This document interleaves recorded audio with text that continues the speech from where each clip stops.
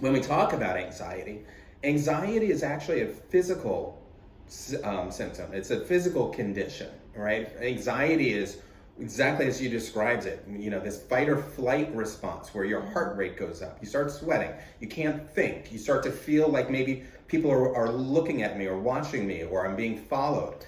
You know, all of these are the amygdala getting turned on. It's Bruce Banner turning into the Hulk, and you know, and what you are experiencing as a mental condition is your awareness of those things. And so we tend to confuse those two. So if you just try to focus on the physical, you know, and not pay attention to your relationship to anxiety, your anxiety about anxiety. In other words, I'm worried I'm going to have a panic attack. Can I go drive down 95 without, you know, veering off? Then you're only addressing half of it. If you only address it as a mental health issue, then you're missing the physiological aspect, which might be all types of triggers, everything from caffeine to just, you know, experiences that you might have that are sensory that trigger you. So when people come to us or, you know, start talking to me about anxiety, one of the things I ask them is, well, how's your digestion? And they're like, why? And this is a great lead-in for me to toss that over to you. Why would I ask about digestion? All right. Well, so there's all sorts of reasons. We have this highway of connection of neurons, right? So our nervous system is highly integrated with all of the enteric organs in our brain.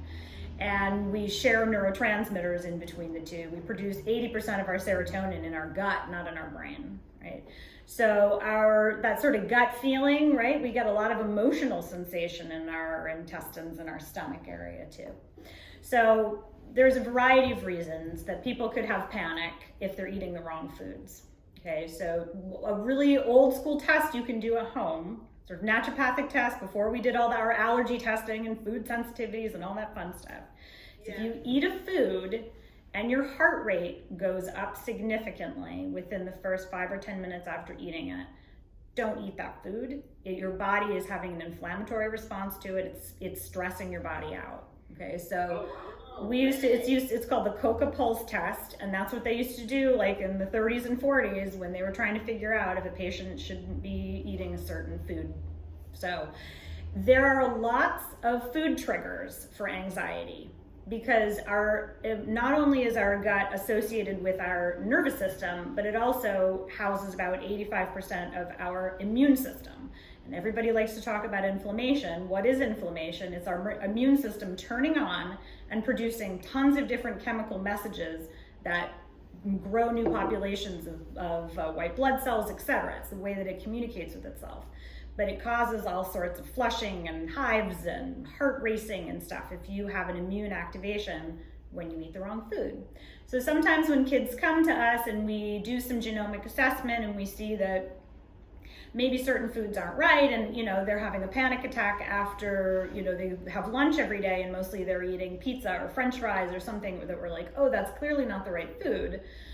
Then if we can get them not eating that, a lot of times their anxiety gets significantly less. So food is number one. Number two, it's pretty cool, right? So sometimes people's panic just goes away when we change their diet. That's all we do, literally all we do. The other thing is that the bacteria that live in our intestine produce adrenaline, okay?